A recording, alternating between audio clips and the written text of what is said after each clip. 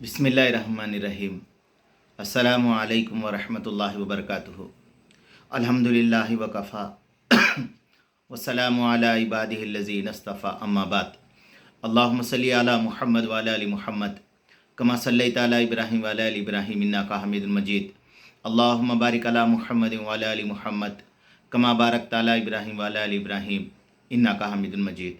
भाई दोस्तों बुज़ुर्गों, अल्लाह आप लोगों को खुश रखे, सलामत रखे, हिफ्ज़ व अमान में रखे, आमीन। मेरे दोस्तों, मेरे बुज़ुर्गों, हिंदुस्तान की आज़ादी, तो मेरे दोस्तों, मेरे बुज़ुर्गों, हिंदुस्तान हमारे मुल्क के अंदर कि हमारे मुल्क के बारे में ये लोग कहते थे कि हिंदुस्तान सोने की चिड़िया है। तो मेरे दोस्तों, मेरे बुज़ुर्गों, सोने की चिड़िया कहते थे, हीरों की कान कहते थे, सोने का घर कहते थे। हमारे मुल्क के ये नाम थे। हमारे मुल्क की खासियत ये थी मेरे दोस्तों, हमारे मुल्क की खासियत ये थी। और हमारे मुल्क के अंदर मेरे दोस्तों, मेरे बुज़ुर्गों, हर आदमी अपनी आज़ादी के साथ मज़हब पे चलने की एक आज़ादी थी हमारे मुल्क की। तो मेरे दोस्तों, मेरे बुज़ुर्गों, ये इतना प्यारा मुल्क, इतना भाईचारा वाला मुल्क, इतना हमदर्दी वाला मुल्क के ऊपर मेरे दोस्तों अंग्रेज़ हिंदुस्तान को आए। किस गर्ज से आए मेरे दोस्तों? हमारे हिंदुस्तान के अंदर कपड़ा ज़्यादा बनता था, हमारे हिंदुस्तान के अंदर मसाले ज़्यादा बिकते थे, हमारे हिंदुस्तान के अंदर खाने की चीज़ें ज़्यादा बिकती थी। इसलिए मेरे दोस्तों, जिस वक़्त जो मुल्क के लिए मुल्क के अंदर अंग्रेज़ आए थे, उनके मुल्क की हालात बड़ी कठिन थी, कारोबार पूरा ठप था उनके मुल्क का। तो उस वक़्त मेरे दोस्तों 1600 ईस्वी के अंदर 31 दिसंबर 1600 ईस्वी के अंदर मेरे दोस्तों अंग्रेज़ यहाँ पर आए।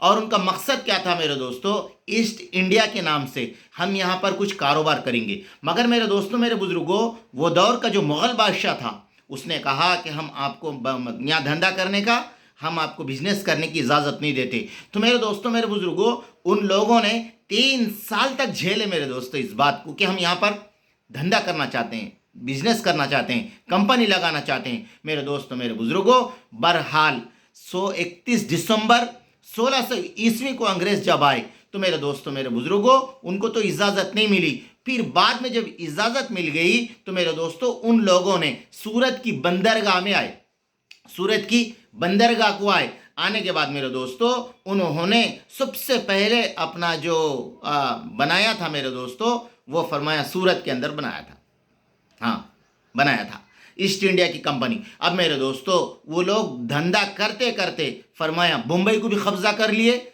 मद्रास को भी कर लिए, कलकत्ता को कर लिए।